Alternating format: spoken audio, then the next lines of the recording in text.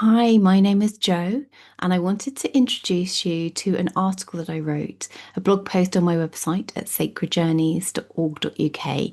And this one feels a really important one to share at this time. It is called The Nostalgia Trap, and it talks about the festive season and in the Northern Hemisphere about midwinter and how we spend our time and our energy and what we choose at this time. And this has come from me inquiring. It took several months for me to write this. It was released last year, yeah, a year ago, having taken over a year to write because I really wanted to feel in and let it be a contemplation, let it be an inquiry with plenty of room for you to have your own feelings, your own questions, your own answers as well. But I thought I'd read a little bit to see if it inspires you, and then you can go to the website and have a read or have a listen. This one is a bit longer. It is, I think, 17 minutes. So it's definitely one with a cup of tea, pop your feet up and have a little listen and see whether it inspires you. The main question towards the end is, are you choosing the present? Are you choosing the past? Or are you choosing the future? So, yeah, this is a bit from the beginning, just to give you an idea. With the festivities fast approaching and the evidence of the more commercial and monetized element very apparent, I wanted to take time to reflect on what the season means to me. Where do I place my awareness? How have I come to interact and connect with this time? And how am I trying to do so with greater and greater integrity? Aligned with my own values and aligned with my own beliefs. Mine do not have to be the same or even that similar to yours, but I hope these words might encourage and inspire your own inner reflection and adjustment to optimize this season for you and all that truly matters to you. So rather than getting swept up in the festivities and finding we're spending a lot of time, energy, and resources in places we don't really want to, what do we actually want to prioritize? What matters most? And can we make those the top of our list? So it starts with what matters to me, so that you know a little bit about where this was written from. Midwinter. The midwinter is what really matters to me. The recognition of the darkest point, feeling safe and cocooned by the darkness while still feeling the ever present light within the dark.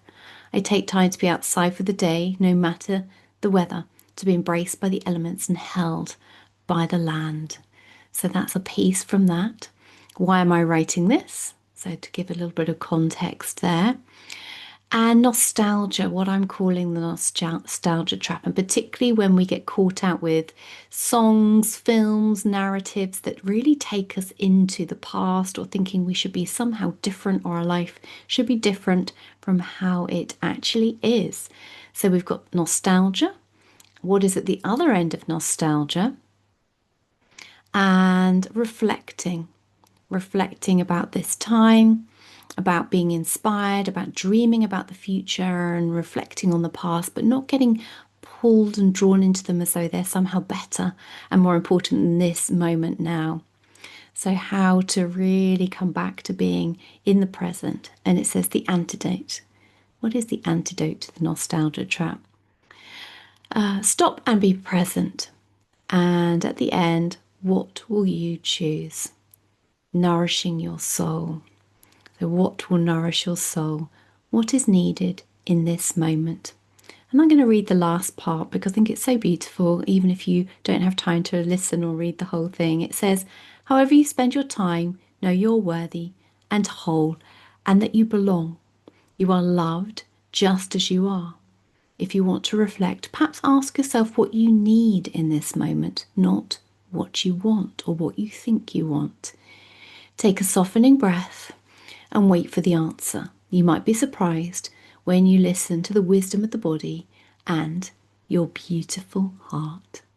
So, as we're heading towards this midwinter, this festive period, this time where there is a lot of pull towards the monetized element of the festive season, how will you be spending it? And will you take some time to really reflect on what that means to be empowered in your choices, to be grounded and rooted in your body and in your yeses and nos, and know that your voice and your choices matter.